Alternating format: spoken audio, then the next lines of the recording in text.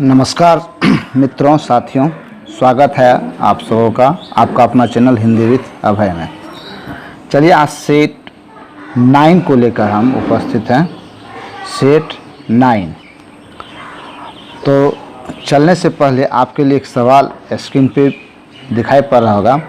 मुंशी जी की पुत्री का क्या नाम है? इसका उत्तर आपको कमेंट बॉक्स में देना होगा। चलिए, तो हम चलते हैं आज सूखी नदी का पुल, क्लास 9 से सूखी नदी का पुल, जिसके लेखक हैं रामधारी सिंह दिवाकर। यह भी बिहार के लेखक हैं। तो क्वेश्चन इससे बनता है, सूखी नदी का पुल पाठ के लेखक कौन हैं?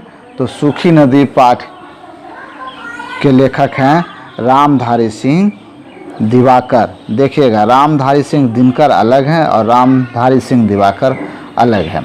अगला क्वेश्चन है, रामधारी सिंह दिवाकर का जन्म कहाँ हुआ? तो रामधारी सिंह दिवाकर का जन्म 1945 में अररिया में हुआ। 1945 में अररिया जिला में हुआ। और रामधारी सिंह दिनकर का जन्म 1908 में सिमरिया में हुआ। नेक्स्ट क्वेश्चन है, रामधारी सिंह दिवाकर ने शिक्षा कहाँ से प्राप्त की? तो इसका उत्तर हो जाएगा बिहार और भागलपुर विश्वविद्यालय से शिक्षा प्राप्त की है। क्वेश्चन आपको, आज का जो क्वेश्चन आपके लिए हम लाए हुए थे, जो आपको जवाब देना है कमेंट बॉक्स में, मुंशी जी के पुत्री का क्या नाम है? रामधारी सिंह दिवाकर की मुख्य पहचान किस रूप में है? तो रामधारी सिंह दिवाकर की मुख्य पहचान जो है वो कथाकार के रूप में है। कथा कहने वाले कथाकार के रूप में है। अगला क्वेश्चन, सूखी नदी का पुल कैसी कहानी है? तो सूखी नदी का पुल जो है यह सामाजिक है। कैसी है? सामाजिक कहानी है। लीलावती कौन सी सवारी से स्टेशन घर आई थी? लीलावती जीप से आई थी। अगर कहानी पढ़े होंगे तो याद कीजिए, जीप से वो अपने घर आई हुई थी। लीलावती के आगमनी के लिए कौन स्टेशन गए थे? तो लीलावती के आगमनी के लिए भाई और भतीजा गए हुए थे। भाई और भतीजा गए हुए थे। अगला क्वेश्चन है, कन्यादान समय बाबूजी ने लीलावती को दान में क्या दिया? तो याद रखिएगा, 5 एकड़ ज़मीन उनको उनके पिताजी ने लीलावती को दिया था। 5 एकड़ ज़मीन। इसी ज़मीन को लेकर बाद में विवाद हो गया था।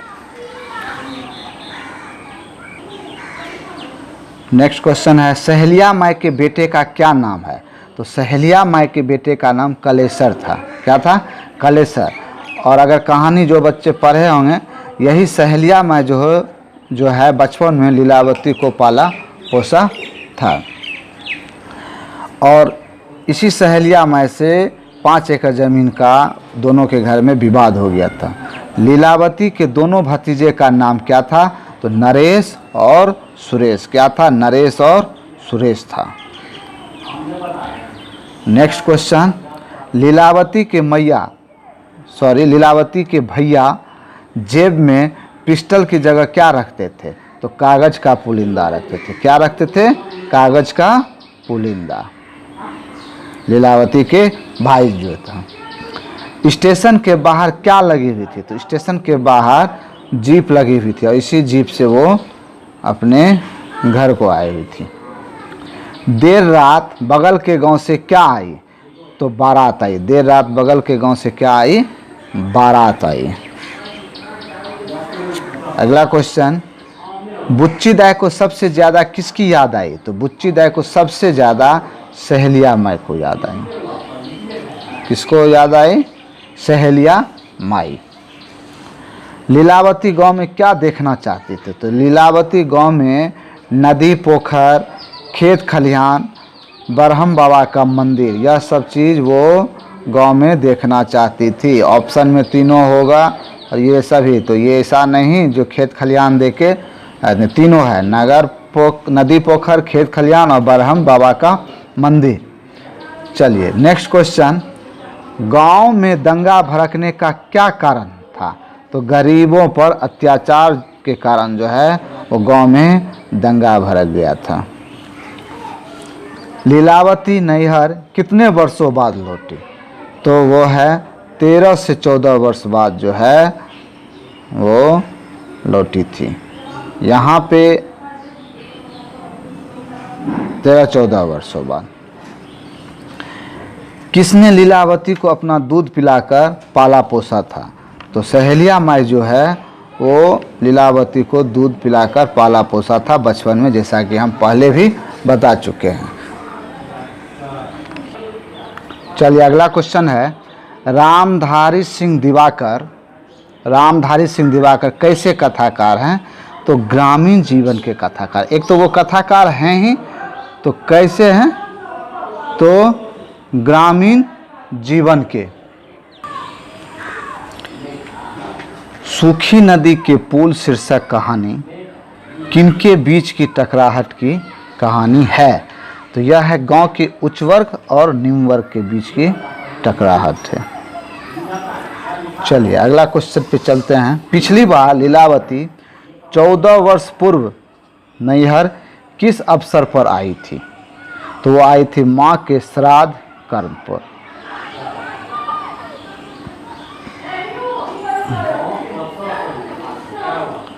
लीलावती सहेलिया माई के लिए मुंबई से क्या लाई थी? तो 2 साड़ियाँ लाई थी। क्या लाई थी?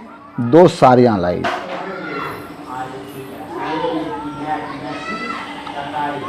लीलावती के परिवार और सहेलिया माई के बीच किस बात को लेकर झगड़ा चल रहा था?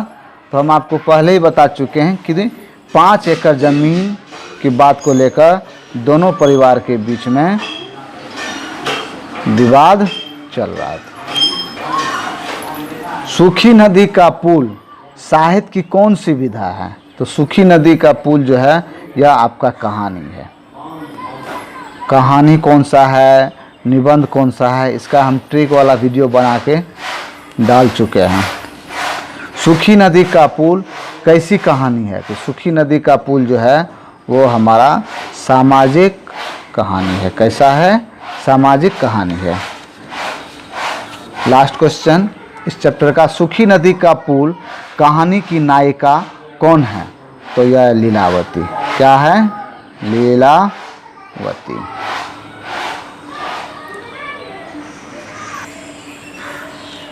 अगला चैप्टर शिक्षा में हेर फेर। यह है आपका रविन्द्रनाथ ठाकुर का शिक्षा में हेर फेर। इससे क्वेश्चन क्या है देखिए, शिक्षा में हेर फेर पाठ के लेखक कौन है? तो रविन्द्रनाथ ठाकुर हैं। कौन है? रविन्द्रनाथ ठाकुर है। रविन्द्रनाथ ठाकुर का जन्म कब हुआ था? तो 1861 ईस्वी में रविन्द्रनाथ ठाकुर का जन्म हुआ था। रविन्द्रनाथ ठाकुर का जन्म स्थान कहाँ है? तो वो कोलकाता में है। कोलकाता में। रविन्द्रनाथ ठाकुर के पिता का क्या नाम है? तो देवेंद्रनाथ ठाकुर। देवेंद्रनाथ ठाकुर ठाकुर परिवार के हैं। यह भी एक क्वेश्चन, किस परिवार से हैं? तो ठाकुर परिवार से। रविन्द्रनाथ ठाकुर अपने भाई बहन में सबसे क्या थे? तो छोटे थे। अपने भाई बहन में रविन्द्रनाथ ठाकुर जो हैं वो छोटे थे। ठाकुर जी ने शांति निकेतन की स्थापना कब की? तो 1901 ईस्वी में ठाकुर जी ने शांति निकेतन की स्थापना की। शांति निकेतन आज किस नाम से विख्यात है या प्रख्यात है? तो विश्व भारती विश्वविद्यालय के नाम से विख्यात है। विश्व भारती विश्वविद्यालय। ठाकुर जी स्वदेश कब लौटे? तो ठाकुर जी जो है 1980 में लौटे। 1980 नहीं, सॉरी दोस्तों, 1880 और 1878 में यह बड़े भाई के साथ चले गए थे विदेश पढ़ने के लिए। शांति निकेतन में स्वयं अध्यापक के रूप में कौन ने कार्य किया? तो रविन्द्रनाथ ठाकुर काम किए। रविन्द्रनाथ ठाकुर काम किए। 1901 में शांति निकेतन का स्थापना कहाँ हुआ था? तो बोलपुर में हुआ था। कहाँ पे हुआ था? बोलपुर। जलियांवाला बाग हत्याकांड कब हुआ था? तो 1919 में हुआ था। कहीं कहीं पे इसका उत्तर 1920 में आ रहा है, ध्यान दीजिएगा, लेकिन 1919 में जलियांवाला हत्याकांड हुआ था। ठाकुर जी को नोबेल पुरस्कार किस विषय और कब मिला था? तो गीतांजलि में इनको मिला था। गीतांजलि का प्रकाशन वर्ष है 1913। जनगण मन के रचयिता कौन है? तो जनगण मन के रचयिता जो हैं वो रविंद्रनाथ ठाकुर जी हैं। रविंद्रनाथ ठाकुर का मृत्यु कब हुआ? तो 1941 में यह इनका मृत्यु हो गया था। 1941 में मृत्यु हो गया था। शिक्षा में हेरफेर हमारी शिक्षा प्रणाली के किस चित्र की उजागर करती है? तो खामियां, जो शिक्षा में जो खामियां हैं उसको उजागर करता है। हिंदी हमारी राजभाषा, राष्ट्रभाषा और क्या है? तो मातृभाषा है। तीनों, राजभाषा भी है, राष्ट्रभाषा भी है और मातृभाषा भी है। रामायण और महाभारत किस भाषा में लिखे ग्रंथ हैं? तो रामायण और महाभारत जो है वो संस्कृत भाषा में लिखे हुए हैं। कब लिखे हुए हैं? संस्कृत भाषा में। जीवन यात्रा संपन्न करने के लिए क्या आवश्यक है? तो जीवन यात्रा संपन्न करने के लिए चिंतन शक्ति और कल्पना शक्ति का आवश्यक है।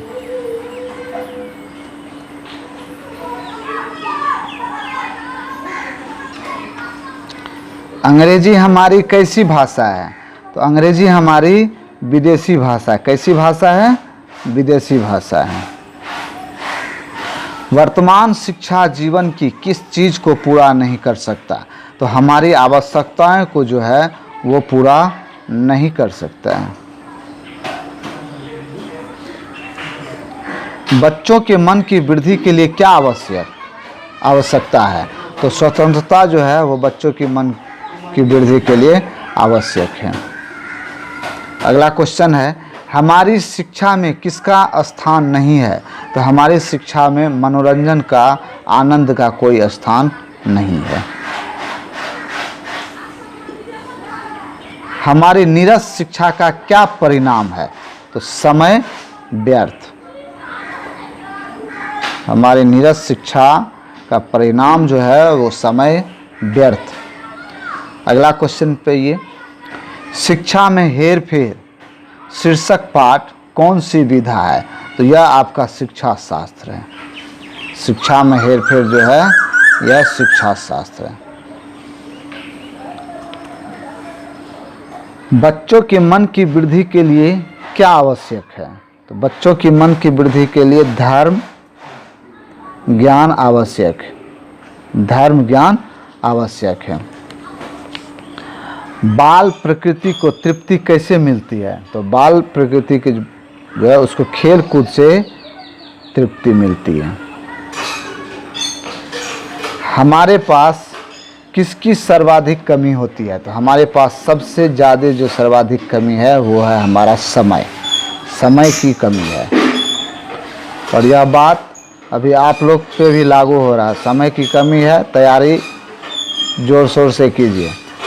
और आज एक क्वेश्चन आप लोग के दिए हैं जो मुंशी जी के पुत्री का क्या नाम है, या शुरुआत में सेशन में दिए, तो इसका जवाब आपको कमेंट बॉक्स में देना है। आज का सेशन यहीं पे समाप्त होता है। सेट 9 आपका समाप्त हो गया। अगले सेट 10 को लेकर आएंगे। कोई भी प्रॉब्लम हो तो कमेंट में कीजिए। और अगर जितना भी सेट आप देख चुके हैं, अगर उसका नोट्स बनाने में दिक्कत है, पीडीएफ चाहिए, तो आप मैसेज कीजिए व्हाट्सएप नंबर पे, नाम और ज़िला का नाम के साथ आपको पीडीएफ मिल जाएगा। उम्मीद करते हैं जो आज का क्वेश्चन आपको अच्छा लगा होगा। अगर किसी क्वेश्चन में डाउट हो तो कमेंट कीजिएगा। मिलते हैं अगले वीडियो में। आपका दिन अच्छा हो और जाते जाते मेरा एक ही मंत्र, किताब से बड़ा कोई दोस्त नहीं होता है। यह याद रखिएगा, यह आपका सच्चा मित्र यही है।